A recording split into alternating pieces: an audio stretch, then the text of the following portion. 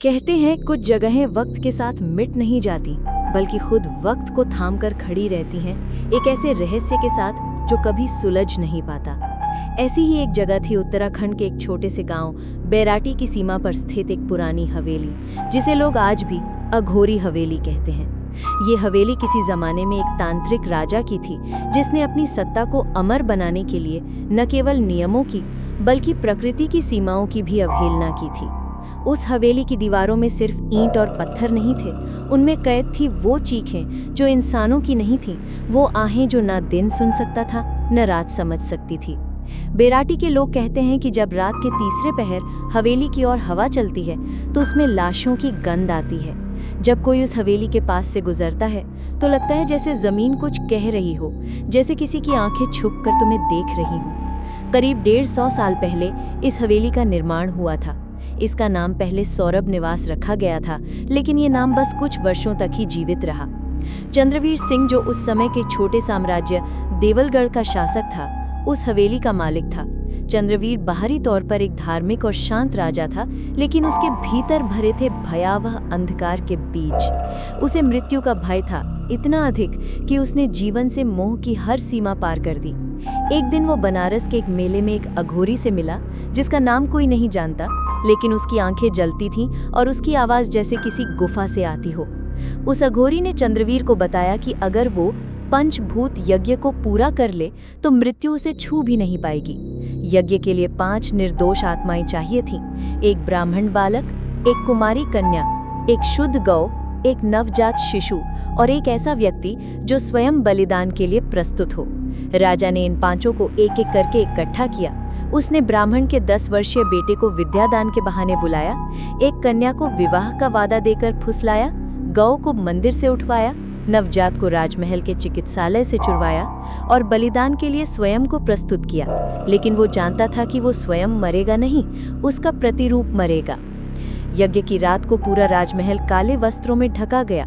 हवेली की नींव में 5 बलि दी गई। खून से लथपथ दीवारों को गुप्त तंत्र से सजाया गया और फिर चंद्रवीर ने अपनी आत्मा को एक विशेष काल कुंड में समाहित किया, जिसे हवेली के तहखाने में रखा गया।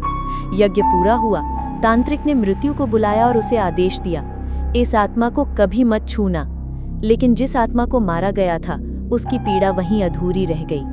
बलिदान के बाद हवेली में अजीब घटनाएं शुरू हो गई। हवेली की दीवारें रात को खुद ब खुद कांपने लगी, रसोई घर से रोने की आवाजें आने लगी, बच्चों की हंसी, औरत की चीख और गाय के करुण स्वर रात के सन्नाटे को चीरने लगे। राजा ने उस हवेली को बंद करवा दिया और खुद एक नए महल में चला गया, लेकिन उसका चैन छिन गया था। उसे हर रात कोई उसके कान में कहता, तू नहीं बचेगा। कुछ ही समय बाद राजा पागल हो गया। वो अपने महल के दालानों में नग्न घूमता, अपने बाल नोचता और दीवारों से बातें करता। एक रात वो गायब हो गया। उसका शव हवेली के अंदर मिला, उसी जगह जहां कालकुंड रखा गया था, लेकिन शव अध जला था, आंखें निकाली गई थी और जमीन पर खून से लिखा था, एक अधूरी आत्मा कभी चैन नहीं लेती। इसके बाद हवेली को पूरी तरह बंद कर दिया गया। गांव वालों ने उसकी तरफ देखना भी बंद कर दिया, लेकिन हवेली जिंदा थी। हर अमावस की रात उसमें लाल रोशनी चमकती थी। कुछ लोग कहते हैं कि वहां से ढोल नगाड़ों की आवाज आती थी, जैसे कोई तांत्रिक अनुष्ठान आज भी चल रहा हो। कुछ युवक हिम्मत करके उस हवेली में घुसे। 5 में से 3 लौटकर नहीं आए और जो लौटे उनकी जबान हमेशा के लिए बंद हो गई। एक युवक की आंखों में इतना डर था कि उसने 2 दिन बाद फांसी लगा ली। सालों तक हवेली यूं ही बंद रही, लेकिन 2021 में एक विदेशी डॉक्यूमेंट्री टीम उस हवेली की कहानी सुनकर वहां आई। टीम में 5 लोग थे, 2 कैमरामैन, एक साउंड रिकॉर्डिस्ट, एक डायरेक्टर और एक स्थानीय गाइड। उन्होंने तय किया कि वो पूरी रात हवेली के अंदर कैमरे चलाएंगे और दुनिया को दिखाएंगे कि भूत प्रेत कुछ नहीं होते। रात के 11 बजे उन्होंने कैमरे ऑन किए और जैसे ही मध्यरात्रि हुई, हवेली की दीवारों से पानी टपकने लगा, लेकिन वो पानी नहीं, खून जैसा गाढ़ा तरल था। एक कैमरामैन ने डर के मारे बाहर भागने की कोशिश की, लेकिन दरवाजा बंद हो चुका था। गाइड जोर जोर से मंत्र पढ़ने लगा, लेकिन तभी हवा में से एक चीख गूंजी और वो गाइड अचानक हवा में लटक गया। उसकी गर्दन खुद टूट गई और उसकी आंखें जलने लगी। बाकी चारों लोग चिल्लाते रहे, दौड़ते रहे, लेकिन हवेली जैसे एक भूल भुलैया बन गई थी। कोई रास्ता नहीं दिखता था।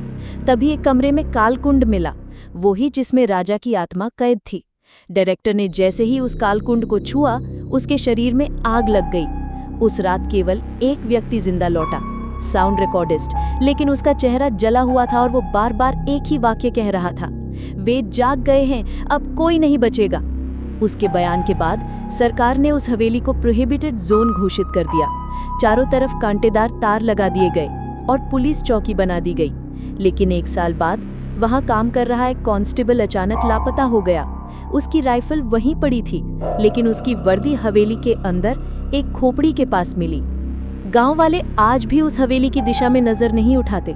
वो मानते हैं कि हवेली अब खुद एक जीवित प्राणी है जो सांस लेती है, देखती है, सुनती है और जब चाहती है किसी को अपना बना लेती है। अब हवेली में सिर्फ चंद्रवीर की आत्मा नहीं, बलि दिए गए 5 प्राणियों की रूहें भी कैद हैं, जो हर रात कुछ मांगती हैं, इंसाफ। वो इंसाफ नहीं मांगती कोर्ट से, न किसी भगवान से, वो उसे खींच कर लाना चाहती हैं जो उन्हें अधूरा छोड़ गया। आज भी अगर कोई रात के तीसरे पहर उस हवेली के पास से गुजरे तो हवा में एक धीमा सा स्वर सुनाई देता है, जैसे कोई किलकारी मार रहा हो, जैसे कोई अनसुना गीत गा रहा हो, या कोई बार बार एक ही बात दोहरा रहा हो, अब तू आएगा, अब तू आएगा।